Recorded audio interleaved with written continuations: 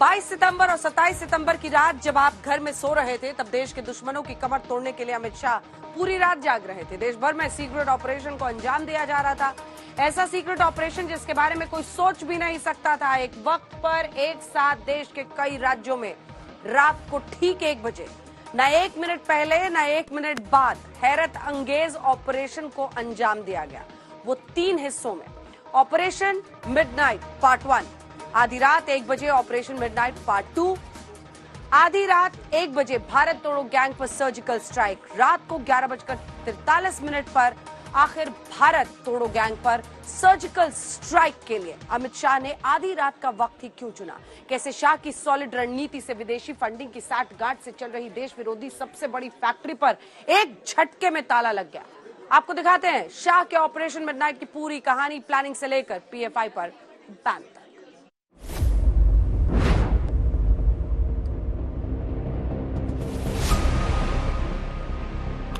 जगह गृह मंत्रालय, north block, Delhi. Secret operation at midnight को लेकर गृह मंत्रालय में हाई लेवल मीटिंग बुलाई गई। जम्मू कश्मीर से धारा 370 हटने से ठीक पहले हुई मीटिंग के बाद ये सबसे बड़ी दूसरी अहम मीटिंग थी। गृह मंत्री अमित शाह की अगुवाई में हो रही हाई लेवल बैठक में ईडी के director, NIA chief, IB chief, raw chief, केंद्रीय गृह सचिव और गृह मंत्रालय के सीनियर अफसरों ने अपनी सीक्रेट रिपोर्ट पेश कर दी थी। करीब 60 मिनट चली बैठक में कई विकल्पों पर चर्चा हुई और ऑपरेशन एट मिडनाइट के लिए 2 तारीख तय की गई। पहली 22 सितंबर और दूसरी 27 सितंबर।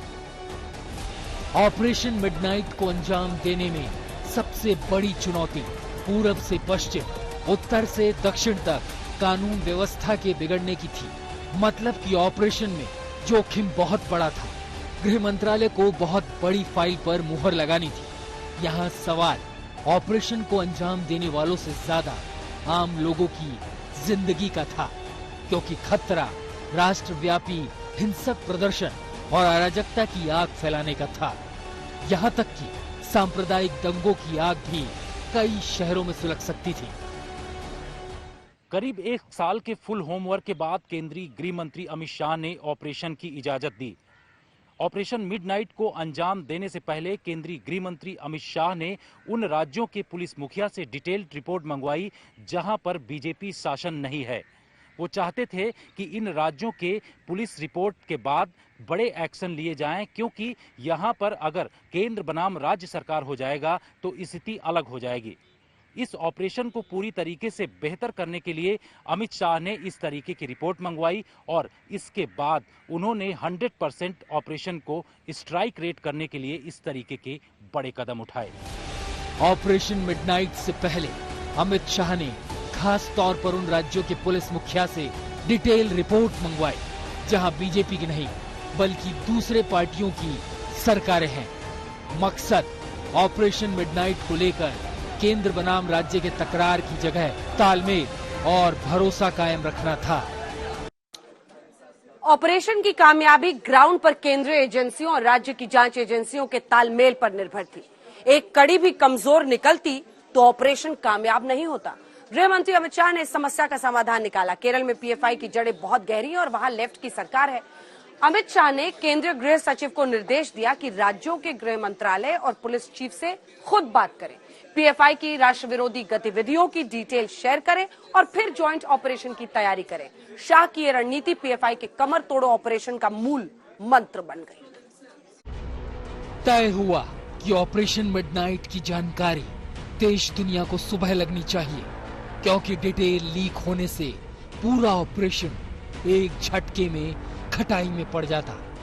बड़ी बात ये कि ऑपरेशन मिडनाइट के लिए 30 सितंबर से शुरू होने वाले गृह मंत्री के जम्मू एंड कश्मीर दौरे की डेट को बदलना पड़ा, क्योंकि देश में पहली बार एक साथ एक वक्त पर 16 राज्यों में चिन्हित ठिकानों पर छापेमारी करनी थी, वो भी अलग अलग टीमों के द्वारा पूरा तालमेल बैठाते हुए। दरअसल ऑपरेशन में केंद्रीय जांच एजेंसियों को शामिल किया गया, राज्यों की पुलिस और एंटी टेरर टीम को साथ लिया गया। तय हुआ कि रात को ठीक 1 बजे छापेमारी की कार्रवाई शुरू होगी।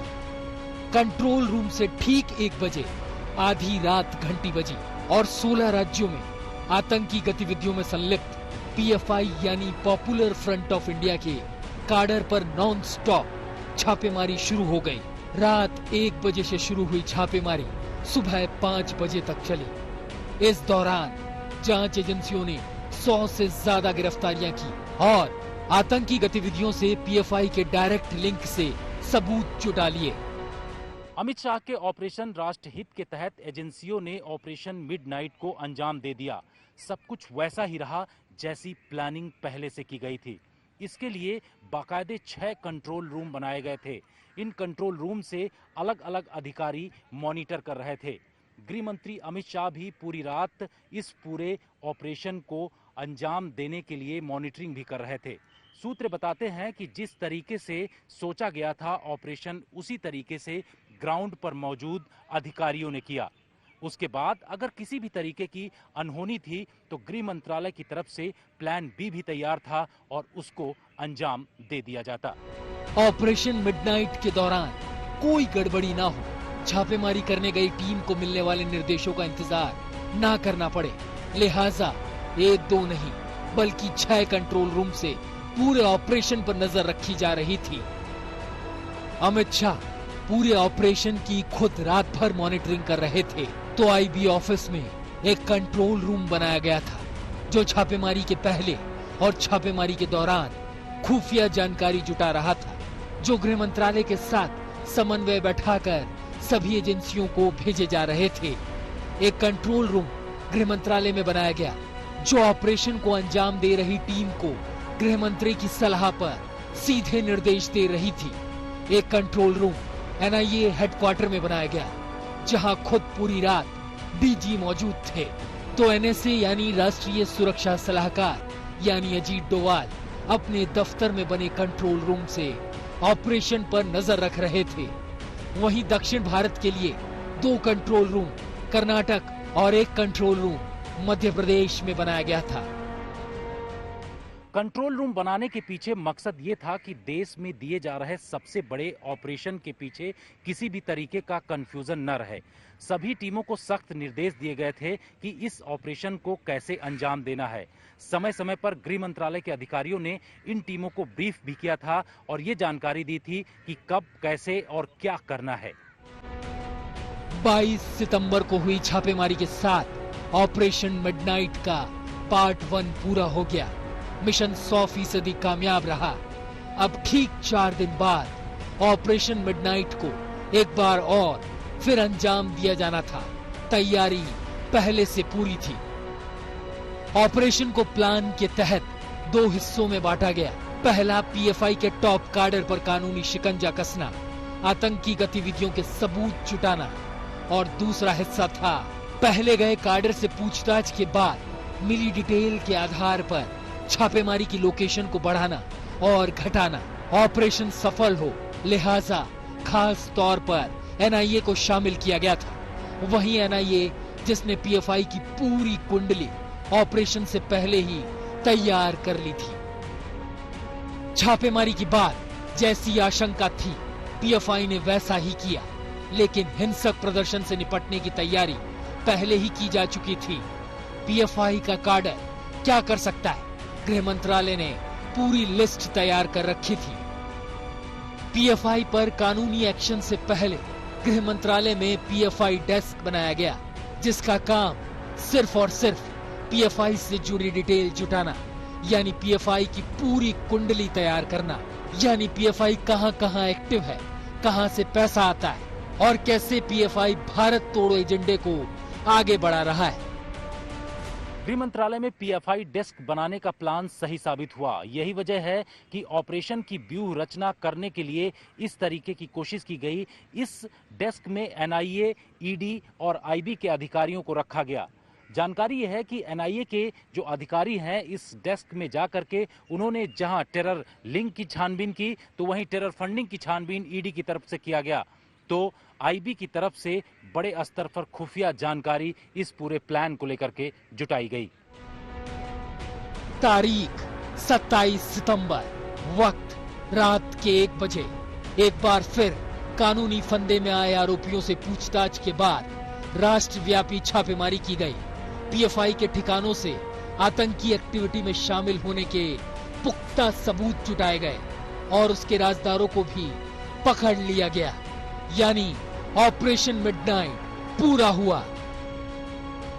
देश के अलग अलग हिस्सों में पीएफआई के पूरे नेटवर्क को आधी रात ध्वस्त कर दिया गया। पीएफआई का खजाना सीज हो गया और देश विरोध सोच को आगे बढ़ाने वाले दिमाग पर कानूनी शिकंजा कस दिया गया। ऑपरेशन मिडनाइट के चलते गृह मंत्रालय के पास पीएफआई के खिलाफ कई पर्याप्त सबूत आ चुके थे। अब ऑपरेशन था फाइनल स्टेज पर। बारी थी पीएफआई पर बैन लगाने की। गृह मंत्री अमित शाह की पूरे इस ऑपरेशन पर नजर रखने और इसके अलावा तमाम चीजों पर जानकारी अलग अलग राज्यों से हासिल करने के बाद इस तरीके से गृह मंत्रालय के पास जानकारियां पहुंच गई कि ये पूरा ऑपरेशन गृह मंत्रालय के लिए और पीएफआई पर बैन लगाने के लिए काफी आसान हो गया।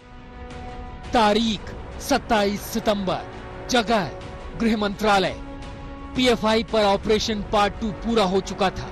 अब दिल्ली में गृह मंत्रालय में टॉप सीक्रेट मीटिंग बुलाई गई। मीटिंग में केंद्रीय गृह सचिव, एनआईए डीजी, ईडी के डायरेक्टर, गृह मंत्रालय के काउंटर टेरर एंड काउंटर रेडिकलाइजेशंस के हेड ऑफिसर्स शामिल हुए। मीटिंग में आगे की रणनीति तय हुई। रणनीति ये कि आधी रात को ही पीएफआई समेत कई संगठनों पर बैन का नोटिफिकेशन तैयार होगा और कुछ यूं ऑपरेशन मिडनाइट पूरा हुआ, जिसे राष्ट्र विरोधी तत्वों के खिलाफ गृह मंत्री अमित शाह का मास्टर स्ट्रोक माना जा रहा है। पीएफआई पर बैन लगाने का फैसला बहुत बड़ा और कड़ा था। गृह मंत्री अमित शाह को ये पता था कि पीएफआई से निपटने के लिए किस तरीके की रणनीति होनी चाहिए। यही वजह है कि बैन से पहले गृह मंत्री अमित शाह ने कुछ महीनों में 15 से ज्यादा बैठकें की। इस बैठक में जहां जांच एजेंसियों के अधिकारी मौजूद थे, तो वहीं गृह मंत्रालय के कई सीनियर अधिकारी इस मीटिंग में शामिल थे। इस हैरत अंगेज ऑपरेशन को अंजाम देने के लिए समय समय पर निर्णय लिए गए। यही वजह है कि इस ऑपरेशन में किसी भी तरीके की दिक्कत नहीं हुई और पीएफआई पर अंतिम तौर पर बैन लगाया गया।